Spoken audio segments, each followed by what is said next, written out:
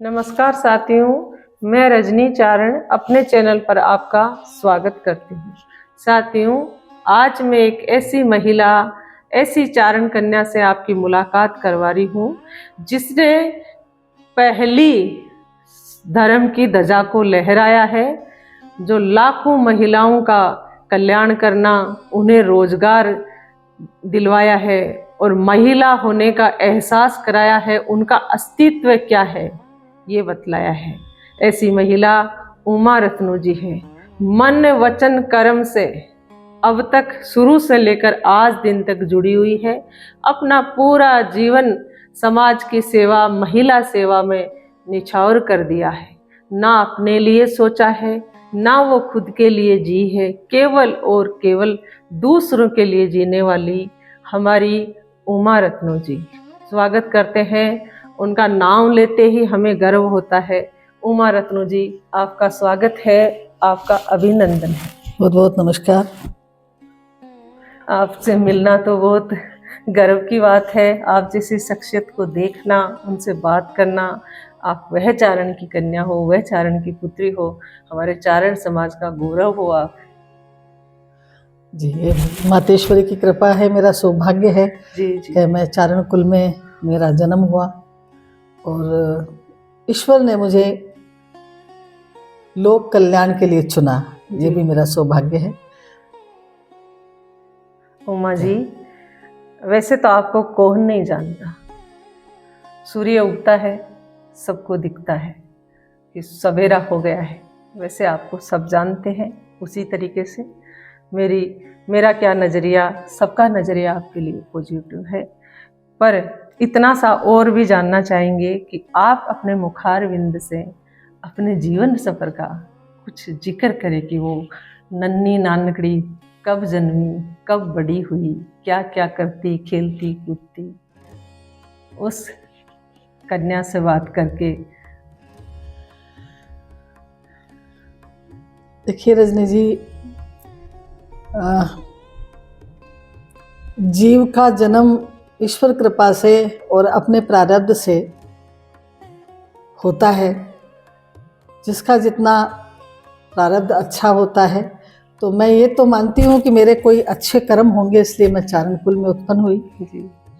दूसरा ये हुआ कि मुझे सेवा का काम मिला, और तीसरा ये हुआ कि मैं जिस समाज और जिस परिवेश में मैं जन्मी, वहाँ मुझे जीवन की आज़ादी मिली। मैं भाग्यशाली रही कि हमारे समाज में, हमारे परिवार में जिस तरीके का पालन पोषण हमारे ज़माने में, मैं मेरे ज़माने की बात कहूँगी, आज तो ज़माना बहुत आगे बढ़ गया है। जी जी जी। पर उस वक्त शिक्षा का कोई महत्व नहीं हुआ करता था। उस वक्त बेटियों की राय नहीं हुआ करती थी। लेकिन मेरे परिवारजन ने, मेरे पिता जी ने, मेरी माता जी ने, उस वक्त जब मेरा जन्म हुआ, तो आपको मैं बताऊं कि उस वक्त मेरा बेटों का ही जन्म उत्सव मनाया जाता था, लेकिन मेरा जन्म उत्सव मनाया गया। वाह। तो ये कहते हुए मुझे बड़ा गर्व महसूस होता है। मैं मेरे ननिहाल में भी बहुत लाडेसर रही।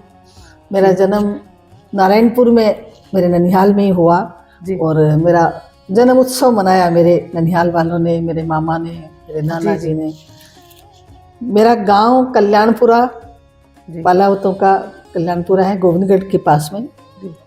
वहाँ मेरा पियर है। मेरे पिताजी इनकम टैक्स में अकाउंट्स ऑफिसर थे। मेरी माताजी गृहिणी थी, लेकिन बहुत ही विद्वान विदुषी महिला थी। उन्हीं के संस्कार, उन्हीं के संरक्षण में रह करके एक सेवा, अच्छे संस्कार हमें मिले, और बहुत ही मस्त मौला टाइप मेरा स्वभाव था। मैं अपने आप को कभी महिला की तरह, लड़की की तरह नहीं, अपने आप को एक मस्त अलबेली, बेलाबोस इस तरीके से, क्योंकि ननिहाल में जो कहते हैं ना कि बच्चे को, यदि पहले एक कहावत थी, मजाक करते थे कि बच्चे ने बिगाड़ना हुआ है तो नांदेरे बेचो। तो ननिहाल में रही, और उसके बाद में फिर मेरे परिवार में भी मेरे पिताजी ने कभी भेदभाव नहीं किया। मैं अपने परिवार की बड़ी बेटी थी, और मेरे पिताजी ने मेरा परवरिश इसी तरह से की। हम लोग जयपुर में रहे। स्कूल एजुकेशन मैंने वहाँ से, महारानी स्कूल से ली। उसके बाद में मेरा विवाह हुआ और मैं सीकर जिले में बोदला से ग्राम में जी। विवाह होके गई। वहाँ मेरा परिवार भी मैं ये कहूँगी कि अच्छा ही था जी। जो मेरे को मेरे इस काम में, इस पुण्य के कार्य में उन्होंने मुझे अग्रसर किया। और आप पूछिए। आपने समाज सेवा शुरू की तो परिवार ने, ससुराल वालों ने, परिवार ने समाज सेवा के अंदर सहयोग किया या कुछ विरोध, या कैसा सामना करना पड़ा आपको, क्या चुनौती आई आपके सामने? देखिए, कोई भी नया काम होता है उसमें एक बार आपको बाधाएं भी आएंगी और तुरंत स्वीकार्य नहीं होता कोई भी कार्य। जी जी। लेकिन उसमें आप यदि अच्छा कार्य कर रहे हैं तो उसकी खुशबू धीरे धीरे फैलती है। हम ये सोच लें कि हमने कोई फरमान जारी कर दिया कि मैं ये काम करूंगी और परिवार वाले मान लें, ऐसा नहीं होता, सिद्ध करना पड़ता है जी। तो जब मैंने भी अपने ससुराल में जाकर के, और एक दुर्भाग्यवश मेरा एक्सीडेंट हुआ और उसके बाद में लगा कि मैं दोबारा माँ भी नहीं बन पाऊंगी, मैं कुछ ऐसा करूं कि मैं समाज हित में कुछ काम करूं, तो परिवार को लगा कि ये तो एक पागलपन है, तो थोड़ा विरोध भी हुआ जी। लेकिन मेरे जब कार्य और मेरी लगन को देखकर, क्योंकि मैंने एक बात ठानी कि परिवार का विरोध करके, और मैं, मेरी पर्सनल राय है ये, कोई भी महिला या कोई भी व्यक्ति अपने परिवार को यदि विश्वास में नहीं लेकर के काम करता है तो मैं नहीं समझती कि उसको सफलता, भले ही वो सफल हो जाए पर सफलता का आनंद नहीं होता। यदि आप अपने परिवार को अपने साथ लेकर चलते हो और अपनी जिम्मेदारियों का निर्वहन करते हुए चलते हो तो मैं समझती हूँ कि फिर आपको बाधाएं धीरे धीरे आपका सहयोग करेंगे। और परिवार, मेरे परिवार में और मेरे साथ भी यही हुआ, क्योंकि जब मैंने स्टार्टिंग में, मेरी 2 हवेलियाँ थी हमारे, एक हवेली में हम रहते थे, दूसरी हवेली में एक विद्यालय का संचालन शुरू किया मैंने। तो मेरी जो दादी साहब थे वो तो उस जमाने के, हमारी दीवान फैमिली थी, 3 पीढ़ियाँ हमारी दीवान रही, तो उन्होंने तो कभी घर से डोडे से बाहर ही नहीं देखा था जी। और जब उनको लगा कि हमारे घर की बहू, हमारे खानदान की बहू है जो बाहर जाएगी, तो एक बार उनको भी उपवट लगा। लेकिन जब उन्होंने देखा कि नहीं, अपनी बहू अच्छा काम कर रही है, शिक्षा की अलख जगा रही है, लोकहित का काम कर रही है, लोक कल्याण का काम कर रही है, लोगों से जब बातें आना शुरू हुई तो उनको भी बड़ी प्रसन्नता होती थी। और मेरी सबसे ज़्यादा यदि मैं कहूँ कि सहयोगिनी बनी तो मेरे दादी साहब बनी उस वक्त। जी। वाह। राजनीति सफर पहले शुरू हुआ या पहले समाज सेवा जो हुई? दोनों पैरेलल ही हुए एक तरह से। देखिए, राजनीति भी क्या है, राजनीति एक सेवा ही तो है। जी जी। राजनीति के माध्यम से हम किसी पद पर रहते हुए यदि हम चुने जाते हैं तो वो हमारी एक हमारी मजबूती होती है। वो सफर कैसा रहा? देखिए, राजनीति का मेरा एक तरह से ये कहूँ मैं कि समाज सेवा तो मेरा स्टार्ट हो ही गया था और धीरे धीरे लोकप्रियता भी बढ़ रही थी। मेरे आसपास के क्षेत्र में जितने बड़े बुजुर्ग थे, सब मेरा एक तरह से, उन सब का मेरे प्रति बड़ा विश्वास और मेरी पैठ बैठती जा रही थी। जी। मैंने जब स्कूल स्टार्ट किया, स्कूल का नाम मैंने रखा श्री सागर विद्यापीठ। वो हमारे बहुत ही महान संत हैं हमारे गांव के, और उन संत के नाम पर मैंने वो सागर विद्यापीठ की स्थापना की। बच्चे मेरे पास पढ़ने लगे। धीरे धीरे मेरा व्यवहार, और मैं लोगों के कोई भी कार्य होते थे, जैसे जिला कलेक्ट्रेट में कोई काम है तो गांव वालों के लिए तो एक पटवारी का से मिलना ही मुश्किल होता है। तो वो सहजता से होते और लोगों का विश्वास बढ़ता चला गया। तो 2000 में फिर हमारे पंचायत समिति के लिए डायरेक्टर का पद उस वक्त हुआ करता था, तो मेरे ये प्रस्ताव आया कि भाई यहाँ इसको सीट इसको निकाल नहीं सकता। तो मैंने ये कहा भाई ठीक है, आप लोगों को भरोसा है तो, पर मैं तो राजनीति में नहीं, मैं तो सेवा का ही काम करना चाहती हूँ। तो कुछ बड़े लोगों ने कहा कि नहीं, राजनीति में रहकर भी आप अच्छा काम कर सकते हो। जी जी। तो उस वक्त मुझे भारतीय जनता पार्टी के द्वारा खड़ा किया गया और मुझे कहते हुए बड़ा गर्व महसूस होता है कि मैं उस वक्त हाईएस्ट वोटों से जीती और जनरल सीट से जीती। मतलब महिला सीट रिजर्व होती है, उसमें आप यदि बनते हो तो वो अलग बात होती है। लेकिन मैंने तो, मेरे सामने भी बहुत ही कद्दावर नेता थे, चौधरी कम्युनिटी के थे, और मैं ये कहूँगी रजनी जी कि हमारे तो वोट कुछ ना कुछ है। वैसे भी हम तो बहुत ही कम संख्या में हैं, हमारा समाज तो बहुत कम है, हमारे गांव में तो छोटा सा गांव है हमारे समाज का, चारणों का। लेकिन सब लोगों ने, सभी वर्गों ने मुझे जिताया, बहुत अच्छे वोट से मैं जीती। और मैंने प्रयास किया कि मैं गांव में विकास करा पाऊँ, एक सड़क बनाने का काम, जबकि हमारे पास उस वक्त कोई ऐसा बजट नहीं होता था। पार्टी ने मुझे प्रधान के उम्मीदवार भी बनाया, पर उस वक्त हमारे बोर्ड में मेंबर कम थे, तो वो चुनाव में हार गई। लेकिन विपक्ष की नेता बनी, और मैंने 5 साल मेरे कार्यकाल में बहुत अच्छा कार्य भी किया। तो राजनीति से धीरे धीरे मेरा सफर शुरू हुआ, और उस सफर में फिर मेरे को संगठन ने मेरी कार्यक्षमता को पहचाना। तो भारतीय जनता पार्टी ने मुझे उस वक्त जिलाध्यक्ष बनाया महिला मोर्चे का, और मैं विभिन्न पदों पे 2003 में मैं कपाट, एक सेंट्रल गवर्नमेंट का मूवमेंट है, उसमें मैं सदस्य के रूप में बनी। और उससे मुझे जो सीखने को मिला, क्योंकि उसमें सदस्य जितने भी होते हैं, या तो ये सांसद होते हैं या विधायक होते हैं, और तो मतलब काफी लर्नर पर्सन उसमें होते हैं। जैसे कपाट में हमारे माननीय अभी वासुदेव देवनानी जी हमारे स्पीकर हैं, इन लोगों के साथ मैंने उस वक्त काम किया। तो ये मेरा सौभाग्य रहा।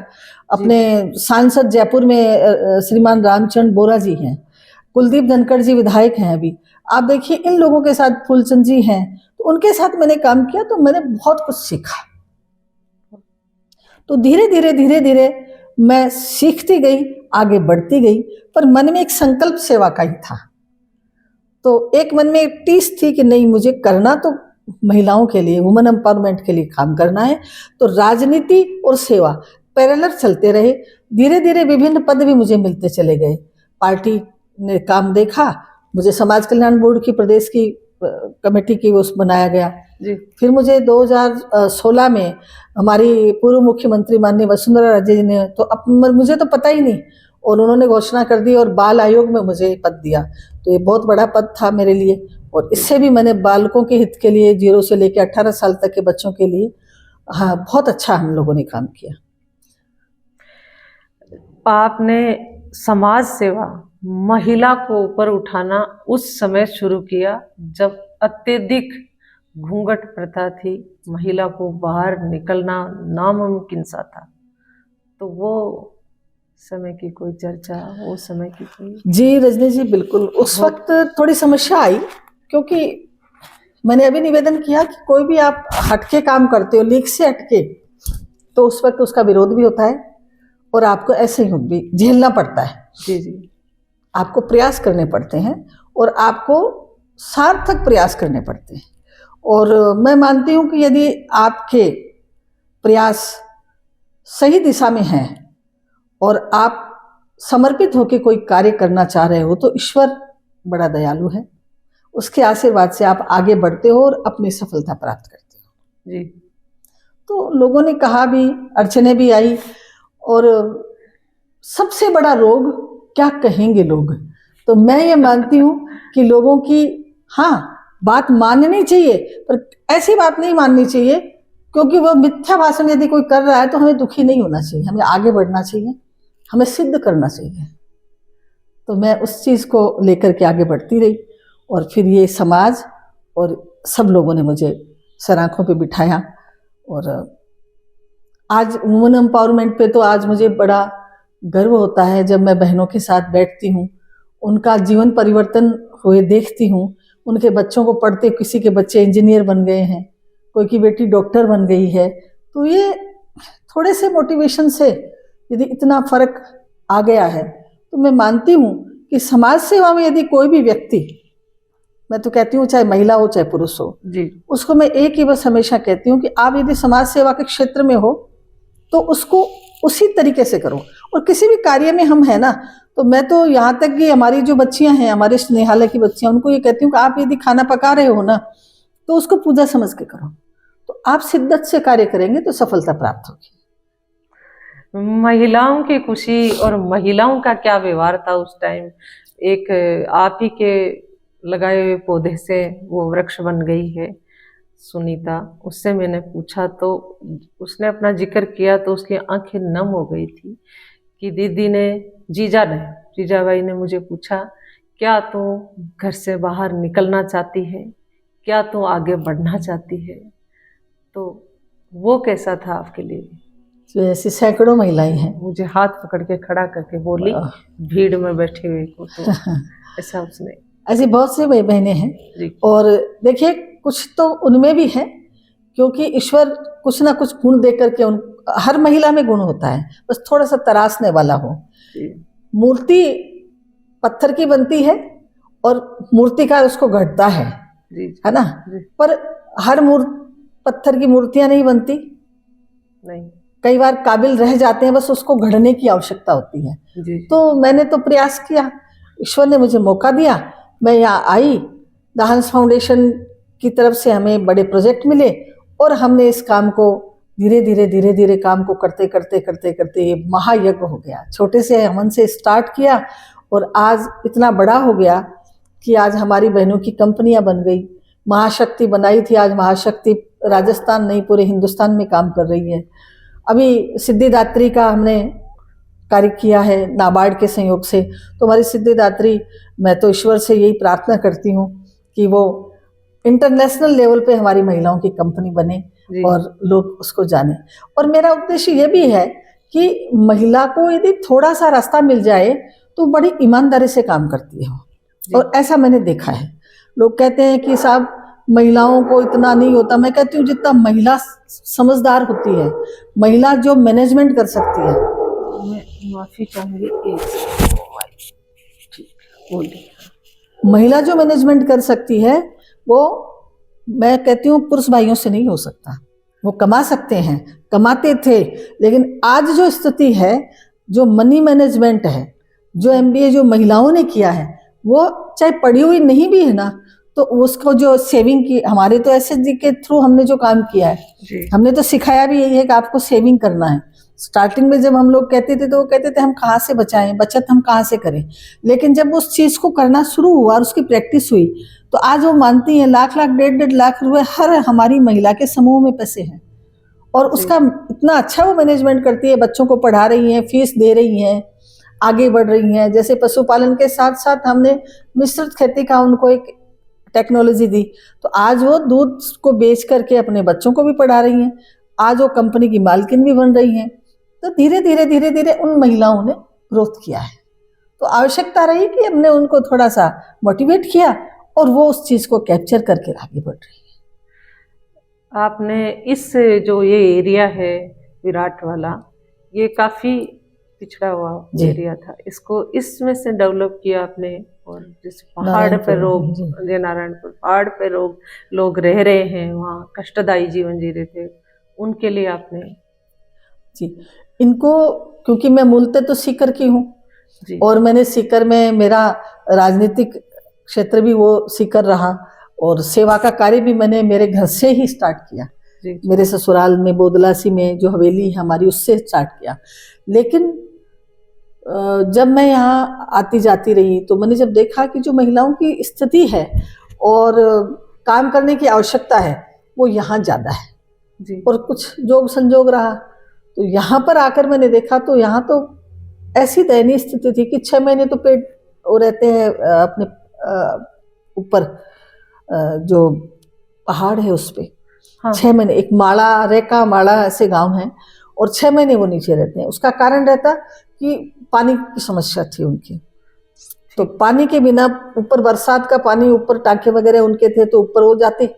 लेकिन हमने फिर प्रयास किए और 10 गाँवों के अंदर हमने ट्यूबवेल, बड़ी टंकियां और ये बनाई, तो आज उनका जीवन सुचारू चल रहा है।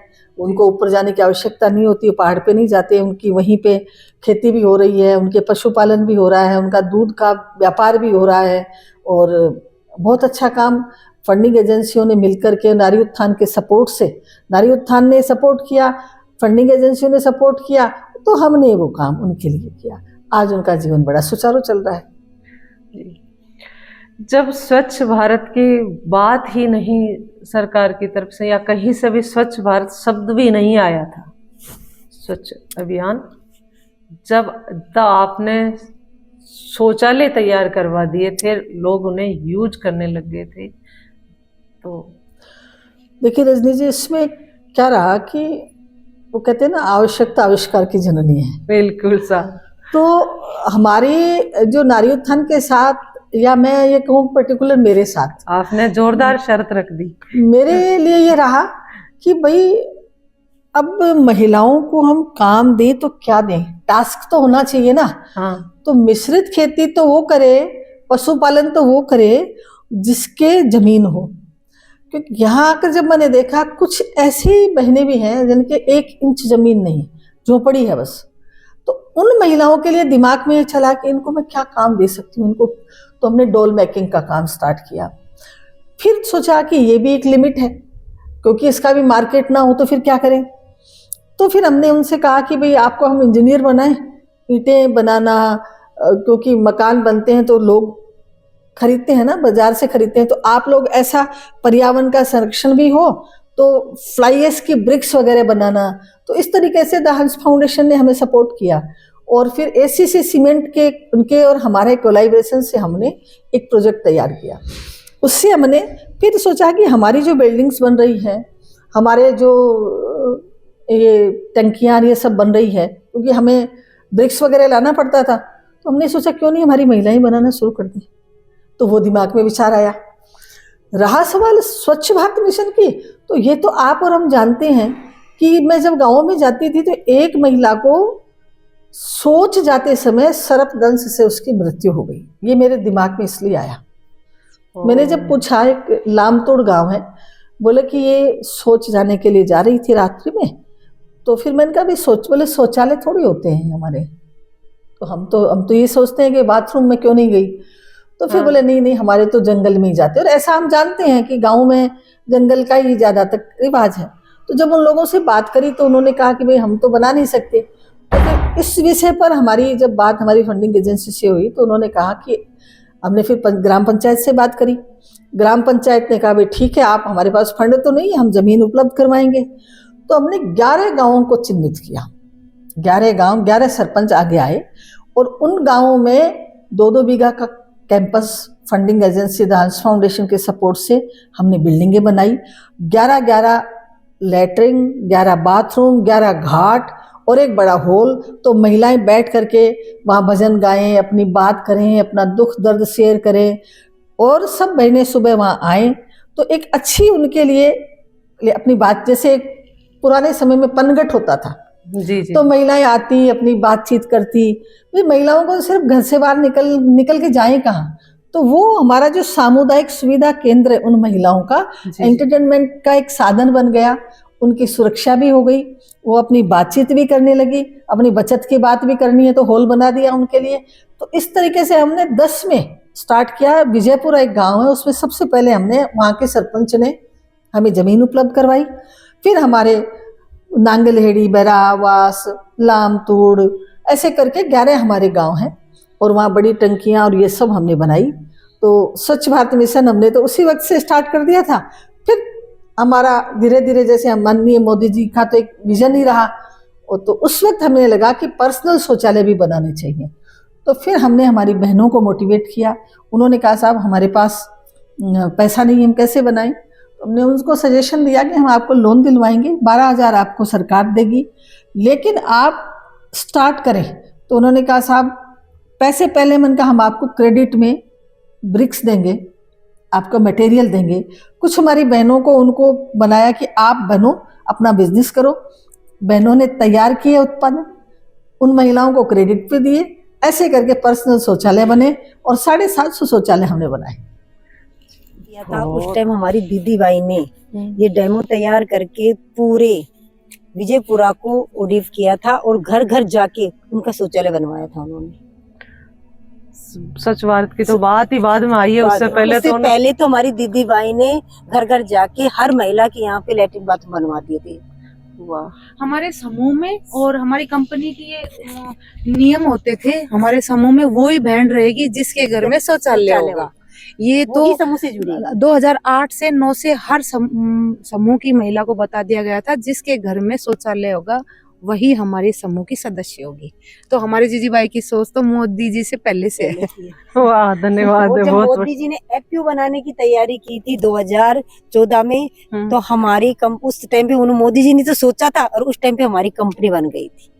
वाह, बहुत बहुत बढ़िया बात है। ये तो गर्व की बात है, गुरूर की बात है।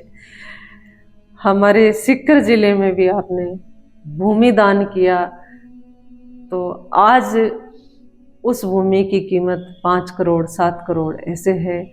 उस समय क्या विचार आया था आपके मन में कि मैं लड़कियों के लिए भूमि दान कर रही हूँ और उनके एक दिन?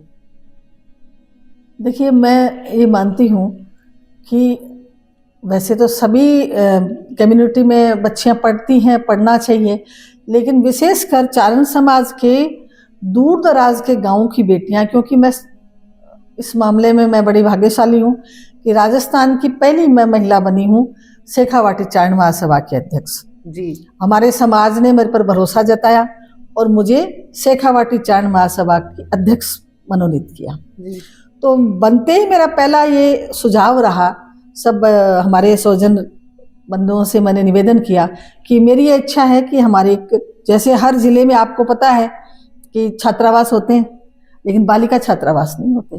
तो ये पहल हमने करने की सोची और सीकर जिले में ही हमने किराए का भवन लेकर के बालिका छात्रावास स्टार्ट किया। जी, लेकिन उस वक्त हमारे पास सबसे बड़ी प्रॉब्लम थी कि हमारे पास भवन नहीं था और वो 1.5 साल बड़ी मुश्किल से मैं उसको चला पाई और उसको मुझे बंद करना पड़ा।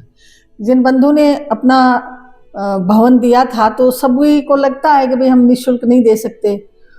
तो उस वक्त मुझे ये संकल्प मेरे मन में, एक प्रेरणा माँ करनी की वजह से मेरे मन में आई कि भगवती ने यदि कभी कोई ऐसा लायक बनाया तो इन बच्चियों के लिए मुझे भवन बनाने के लिए भूमि की आवश्यकता है और वो माँ करने की कृपा से कभी अपन दे पाएंगे, ऐसा विचार आया था।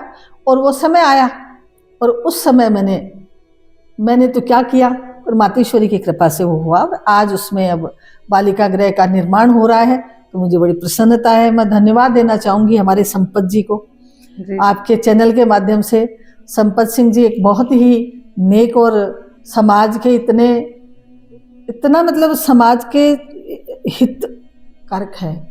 जो मेरा शेखावाटी चारण महासभा के अध्यक्ष रहते हुए मेरे संपत जी ने सपोर्ट किया, मैं भूल नहीं सकती उस चीज़ को। जी, फिर सभी लोगों ने उस चीज़ में मुझे योगदान दिया और अभी उन्होंने जो हमारे नरेंद्र जी बने हैं, नरेंद्र सिंह जी, उनका भी बड़ा योगदान रहा। तो अब वो दिन आया कि उसकी नींव लगी है। माननीय लखावत साहब भी उसमें पधारे और सब ने मिल करके ये नींव धरी है। तो मैं मानती हूँ कि 1-2 साल में सब बहुत से दानदाता आगे आ रहे हैं। माननीय कल्याण सिंह जी संतोषपुरा ने भी उसमें अपना महती योगदान दिया है। तो अब ये 45 कमरों का वहाँ पर बिल्डिंग बन के और तैयार हो जाएगी। तो बहुत दूर दराज की बेटियां हैं जिनमें प्रतिभा तो बहुत है, लेकिन वो जा नहीं सकती और इतना हॉस्टल में रहने का उनके पास पैसा नहीं होता। तो ऐसी बेटियों के लिए बहुत ही नीम की ईंट साबित होगी और बहुत सी बेटियां उसमें RS IAS IPS बनेंगी, ऐसा मैं माँ जगदम्बा से प्रार्थना करती हूँ। जी, आपने एक से एक बढ़कर समाज सेवा का काम किया है, जिसका तो कोई वर्णन नहीं कर सकता। और क्या ही आपके कार्यों को गिनाए। और ऐसी कौन सी बात है जो आप नहीं चाहती कि कोई और व्यक्ति करे? आपको क्या पसंद नहीं है कि ये नहीं होना चाहिए, चाहे वो समाज हो, चाहे वो मानव मात्र कोई भी हो, जो आपको वो कौन सा चीज़ है जो पसंद नहीं है? देखो, विशेषकर मुझे ही पसंद नहीं है ऐसी बात नहीं है। जो गलत बातें हैं, जो इंसान को बैक ले जाती हैं, जो समाज को नीचा दिखाती हैं, जी, चाहे वो हमारे समाज में हो, चारण समाज में हो, ये हम कहते आ रहे हैं और धीरे धीरे उसका सुधार भी हो रहा है। भाई, आज पर्दा प्रथा थी, आज दहेज प्रथा है, आज बालिकाओं की शिक्षा है। ये धीरे धीरे हम लोग उस तरफ आगे बढ़ रहे हैं और इस सब का निराकरण हो रहा है। लेकिन जो गलत है, वो गलत बात तो आपको भी पसंद नहीं है, किसी समाज को भी पसंद नहीं है। यदि कोई आदमी अच्छी सोच रखता है उसको गलत बातें तो पसंद होती ही नहीं है। तो पर्टिकुलर कोई गलत बात नहीं, हाँ बात जो भी गलत है वो कोई चीज पसंद नहीं है। जी जी, बात जो हो अच्छी हो, प्रोग्रेसिव हो, सबको साथ लेकर चलने का काम हो। तो मैं मानती हूँ कि गलत, यदि कोई सही इंसान है उसको गलत तो कोई बात किसी को भी नहीं आएगी। कोई आपसे ईर्ष्या भी करता है? नहीं नहीं, वो ईर्ष्या तो, ईर्ष्या नहीं कहते उसको जी। वो ठीक है, वो उसका सोच है, उसकी बुद्धि है, उसका क्योंकि सबके स्वभाव एक नहीं होते, भिन्न भिन्न। इस परमात्मा ने इस पृथ्वी पर बहुत ही भिन्न भिन्न जीव भेजे हैं। तो हम कैसे कहते हैं अब किसका स्वभाव क्या है, किसी का क्या है? तो किसी का स्वभाव है वो, उसका दोष नहीं है, वो प्रारब्ध लेके पैदा हुआ है, तो उसको इग्नोर करना चाहिए। उमा जी, अब आगे के जो सफर है इसमें आपकी मंशा क्या है, आप क्या करना चाहेंगी? देखिए, सेवा का कार्य है तो मेरा अनिर्वत चलेगा। सेवा मने, जब मेरे शरीर में हिम्मत थी तो मैंने वृद्धों की सेवा की, मन से की, ईश्वर ने करवाई और मैंने की। मुझे सेतु भेजा, बालकों की सेवा की। तकरीबन 500 बच्चों को मैंने पाल पोस के कोशिश करी, उनको एक दिशा देने की। बहुत से बुजुर्गों का अंतिम संस्कार तक मैंने किया, वृद्धाश्रम चलाया। इस स्नेहालय में बहुत लोगों को शेल्टर मिला जी। आज भी सेवा का मतलब है कि आपके पास कोई आया है तो आप भाव से उसको भोजन करा रहे हो, वो भी बड़े प्यार से सेवा समर्पित होकर कराओ। तो सेवा तो गुण होता है, व्यक्ति का स्वभाव होता है। तो ये तो मेरे जीवन पर्यंत, जब तक मेरा जीवन है, रहना है। तो सेवा का तो मुझे चाव है एक तरह से जी। भाव अच्छा हो, भाव मन से।